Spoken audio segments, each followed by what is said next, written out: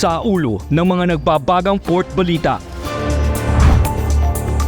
Bagong record na mahigit 6 na milyong pasahero dumagsa sa mga pantalan nitong holiday season. MV Star Navigator, kauna-unahang cruise vessel na dumaong ngayong 2026. Port Police, full alert sa mga pantalan. Pagtugon sa mga emergency at medical situation, alamin. Port of Pilar, formal na turnover ng DOTR at PPA sa lokal na pamahalaan ng Pilar, Surigao. At Port Police Division ng PMO Western Leyte Biliran nakapagtagisan ng husay at galing sa shooting competition sa Ormoc City. Lahat ng yan at iba pa dito lang sa Ronda Pantalan.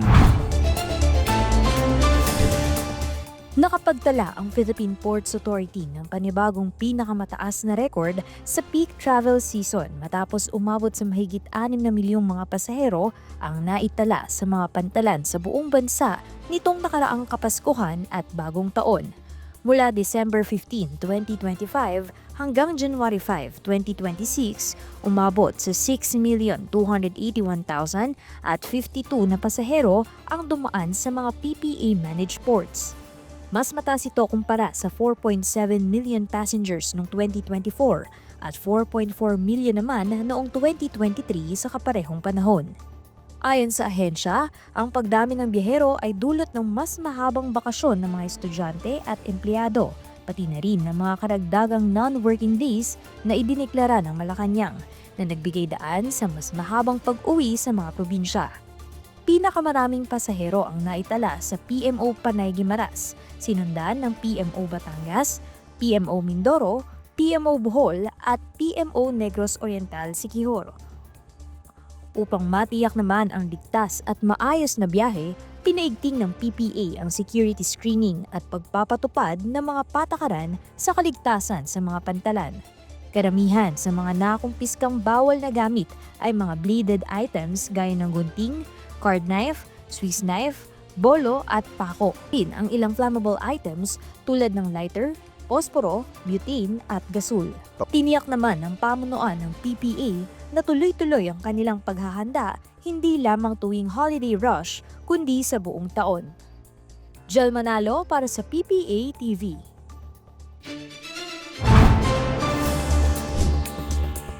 Sa ikasyam na pagkakataon, muling dumaong sa Port of Corimao sa Ilocos Norte ang cruise ship na MV Star Navigator.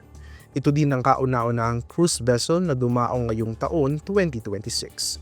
Mainit na sinalubong ng mga empleyado ng Port Management Office Northern Luzon at lokal na pamahalaan ng Corimao ang libo-libong mga turista lula ng nasabing barko na karamihan ay mula sa bansang Taiwan.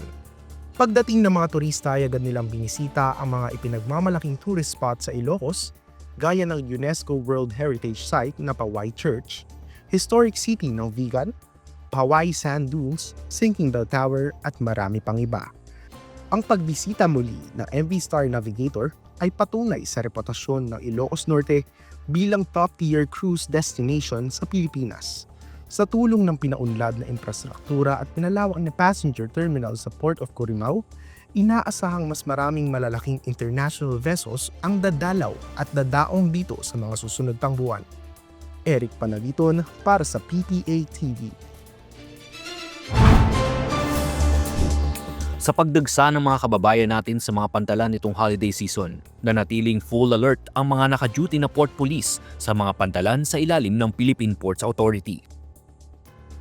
Tulad na lang sa Port of Iligan kung saan isang pasahero ang agad na binigyan ng tulong medikal matapos mahimatay sa hallway ng passenger terminal complex. Ayon sa ulat, December 28, 2025 nang makatanggap ng distress call si Port Police Officer 1 Jean Marty Acailar tungkol sa insidente. Agad siyang tumugon sa tawag at nakipag-ugnayan sa City Disaster Risk Reduction and Management Office para sa agarang tulong medikal. Gayunman, tumanggi ang pasahero na isugod siya sa ospital at piniling uminom na lamang ng gamot para sa kanyang high blood pressure. Samantala, agaran ding rumisponde ang Port Police sa Port of Dapitan matapos mag-seizure ang isang pasahero sa Port of Dapitan, Zamboanga del Norte nitong Enero 2, 2026.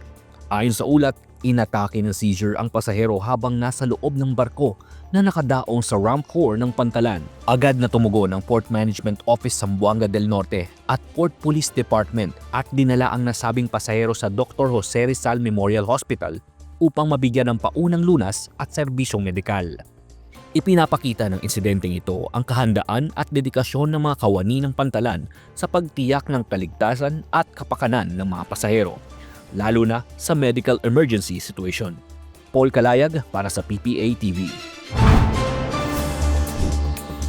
Formal nang na-turnover ng Department of Transportation at Philippine Ports Authority ang bagong pasilidad ng Pantalan sa bayan ng Pilar, Siargao. Ang bagong pasilidad ay binubuo ng 378 square meter reinforced concrete wharf kasama ang isang stair landing at jump-off concrete ramp. Ito ay dinisenyo upang magsilbi sa iba't ibang uri ng sasakyang pandagat. Inaasahang makakatanggap ng mas malalaking barko ang Pantalan dahil may lalim itong humigit kumulang 8 metro. Ito ay magpapatiyak ng mas tuloy-tuloy at epesyenteng operasyon sa buong taon. Ang proyekto ay bahagi ng programang Social Reform-Related Port Projects ng DOTR na ipinatutupad sa pamamagitan ng PPA upang pausayin ang konektibidad at access ng mga komunidad.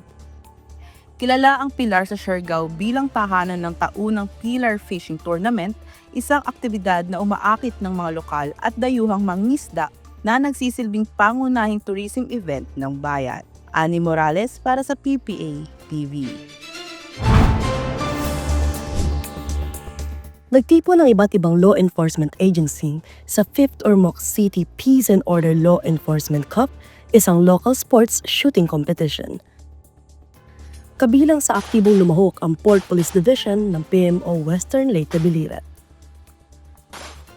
Layunin ng kompetisyon na patatagin ang samahan sa pagitan ng mga kalahok habang pinapahusay ang kanilang marksmanship at tactical skills. Mga kasanayang kritikal sa mabilis at epektibong pagtugon sa anumang banta. Para sa Port Police Division, ang pagsali sa ganitong aktibidad ay patunay sa kanilang patuloy na dedikasyon sa public safety. Sa pagpapalakas ng koordinasyon sa iba pang frontline agencies, mas magiging matatag ang kabuuang pwersa ng lungsod sa pagtugon sa anumang potensyal na banta. Rica Ligista para sa PPA TV.